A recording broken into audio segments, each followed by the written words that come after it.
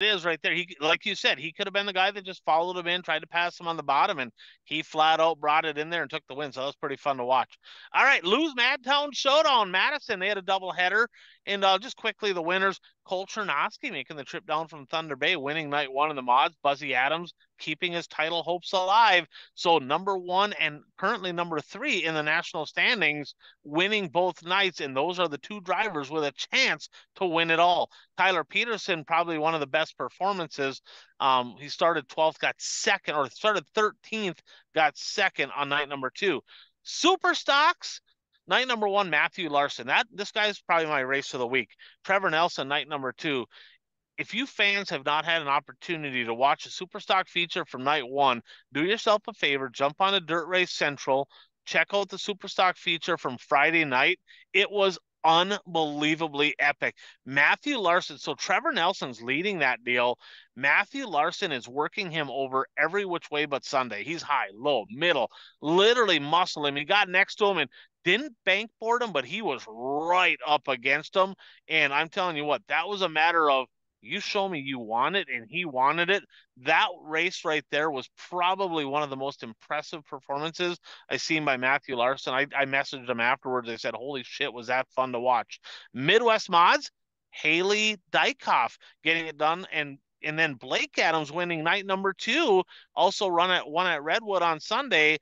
So Blake and Buzzy both winning on night number two. Street Stocks, Colton Brower. He won night number one, and with that win, we'll talk a little bit more about his brother. That locked him up, guys, second place in the national standings. The Brower boys, congratulations to him and his brother.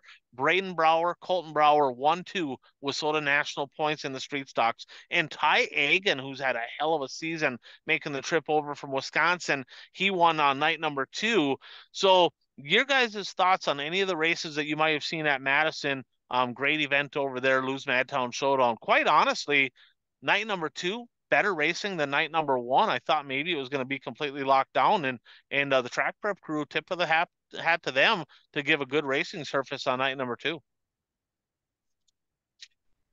Yeah, I only watched the super stock feature from the first night, and yeah, that was a fun race to watch. I guess I have a question for you guys. You guys race. Now, I mean, you're right that the guy who won the race, they never really made contact or anything, but I mean, he was right next to him, and even though they didn't make contact, he was kind of pushing him up the track out of his lane. I mean, what you as drivers, what's your feeling on, is that proper etiquette, or is that just part of racing for the win? Move, bitch, get out the way. So it wasn't smashing, banging, hacking, nothing carving. It was rubbing, and rubbing son is racing. Coach, Okay. Yeah, they call that clean dirty. right? Um, it's like being a defenseman and playing in front of the net, Bert, on the hockey rink, clean dirty.